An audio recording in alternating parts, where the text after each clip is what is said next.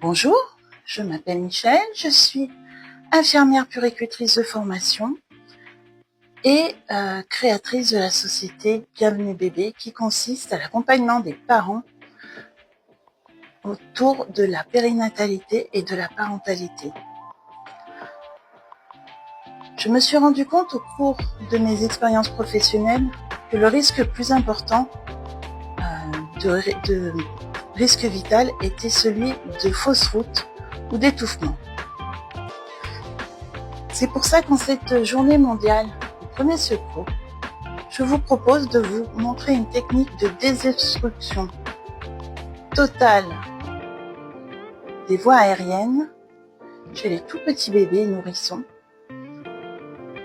Cette technique est valable tant que vous pouvez positionner votre enfant à cheval sur vos jambes.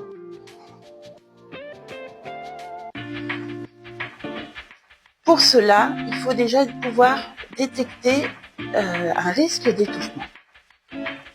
Tant que votre enfant tousse par lui-même, laissez-le faire et il arrivera peut-être à évacuer ce qui le gêne au niveau de ses voies aériennes. Tant qu'il ne sait pas se tourner par lui-même sur le côté, positionnez-le sur le côté pour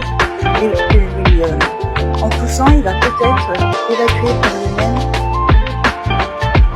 ce qui obstrue ses voies aériennes.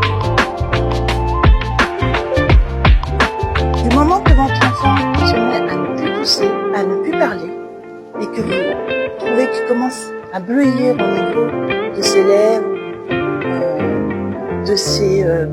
qui commence à avoir les yeux cernés, que vous avez vraiment l'impression qu'il ne respire plus, c'est à ce moment-là qu'il faut agir. Vous appelez le 15 en premier. Que vous soyez seul ou à plusieurs, il faut tout de suite appeler le 15. Pendant que vous appelez, si vous êtes seul, mettez le téléphone en haut-parleur et commencez tout de suite les techniques de premier secours. Pour cela, il faut positionner votre enfant à cheval sur votre avant-bras.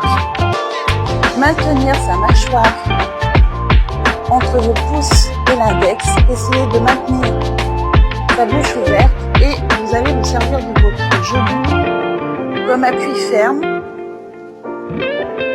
Il faut que sa tête soit plus basse que le reste de son corps, que ses fesses, et vous allez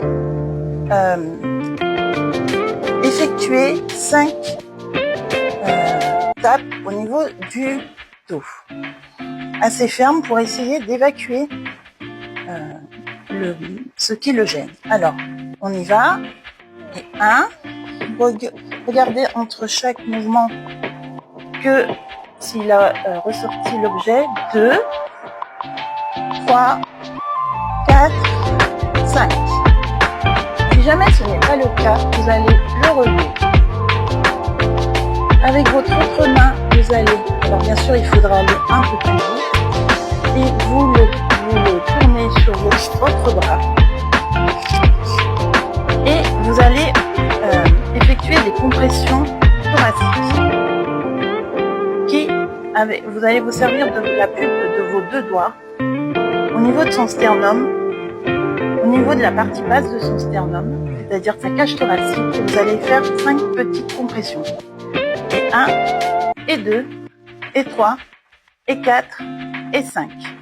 Il faut également que sa tête soit toujours positionnée vers le bas, au niveau de son corps. Vous allez essayer de faire ces mouvements de compression thoracique, vont essayer d'expulser ce qui le gêne au niveau de ses voies respiratoires. Et là, à nouveau, vous allez le repasser sur votre autre jambe pour effectuer les mouvements du début. Et 1, et 2, et 3, et 4, et 5. Bien sûr, vous avez toujours les premiers secours au téléphone. Vous suivez bien toutes leurs indications. Si jamais cela ne suffit pas, c'est là qu'il va falloir passer à tout ce qui est mouvement de réanimation cardio-respiratoire, surtout si l'enfant est tombé dans les pommes, quoi, est inanimé. Mais souvent, ces mouvements-là suffisent pour une fausse route. Donc je vous les remontre comme si on était en temps réel.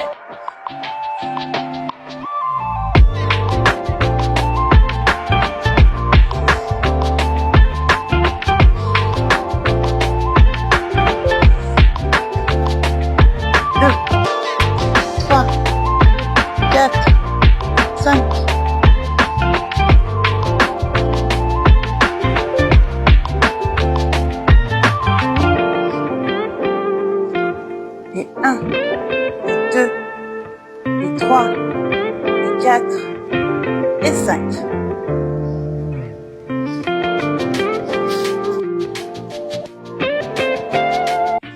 Et 1, et 2, et 3, et 4, et 5.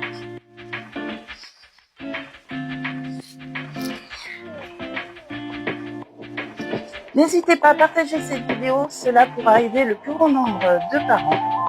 Et puis également, n'hésitez pas à m'indiquer en commentaire si vous souhaitez d'autres vidéos concernant ces thématiques-là ou d'autres. Je vous remercie.